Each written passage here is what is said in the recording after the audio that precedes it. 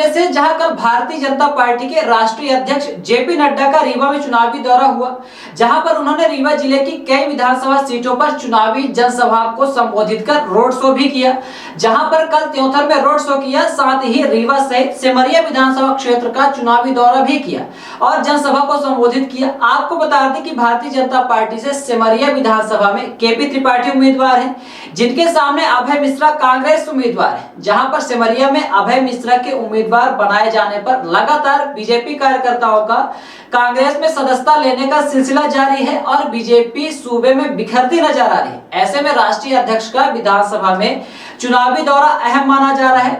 चुनावी जनसभा के दौरान पार्टी के पदाधिकारी व कार्यकर्ता सहित आमजन उपस्थित रहे। आइए आपको सुनवाते हैं सिमरिया में बीजेपी राष्ट्रीय अध्यक्ष ने क्या कहा।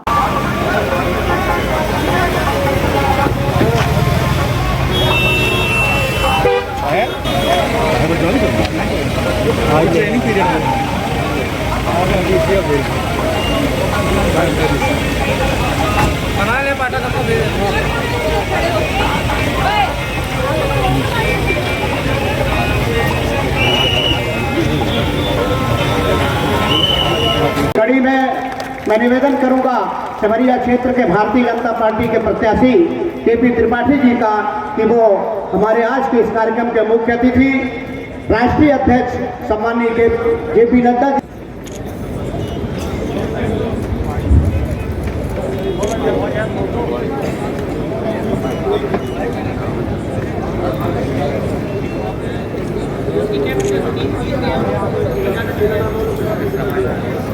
अध्यक्ष सम्माननीय जेपी नड्डा साहब जी का बुके देकर के पुष्प गुच्छ देकर के उनका स्वागत करें। स्वागत की इस कड़ी पर हम निवेदन करना चाहते हैं माननीय हमारे और मंच में विराजमान भारतीय जनता पार्टी के प्रदेश मंत्री सम्माननीय राजेश पांडे जी का स्वागत करें।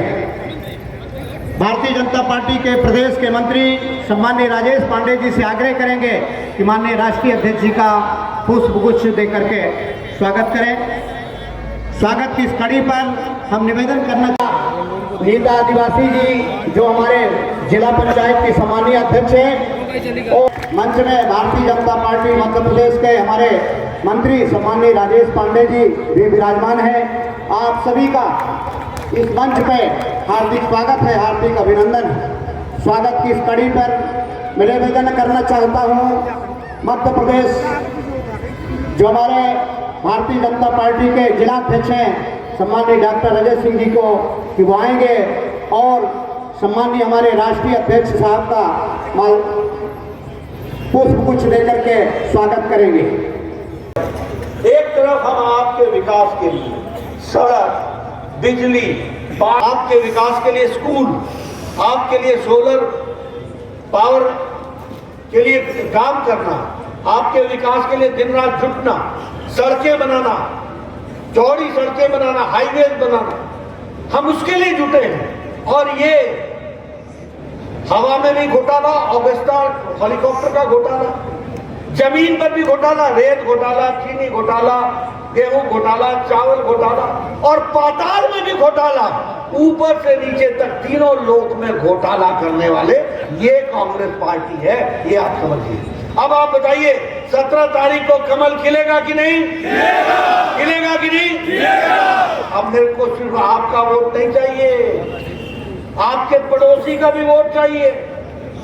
जाइए उनको भी समझाइए, आपके गांव वालों को भी समझाइए, बताइए कि किस तरीके से बीजेपी हमारी सेवा कर रही है और किस तरीके से कांग्रेस पार्टी मेवा खाने की योजना बना रही है, ये भी आपको बताना पड़ेगा।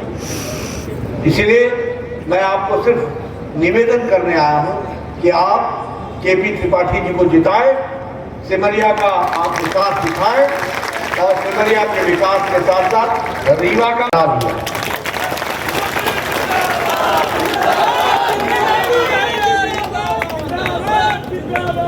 मैं जब यहाँ आया हूँ तो बसावन मामा जी के चरणों में नमन करता हुआ अपनी बात को प्रारंभ करना चाहता हूँ।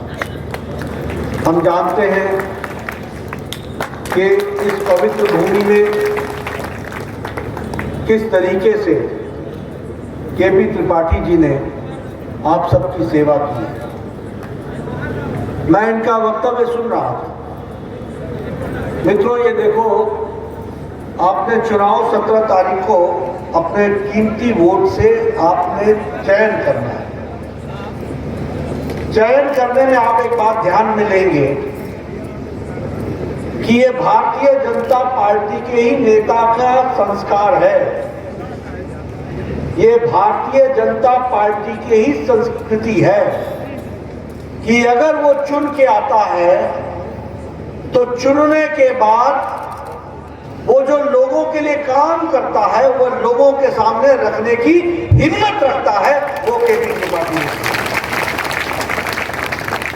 किसी भी नेता का, किसी भी पार्टी का मूल्यांकन क्या है?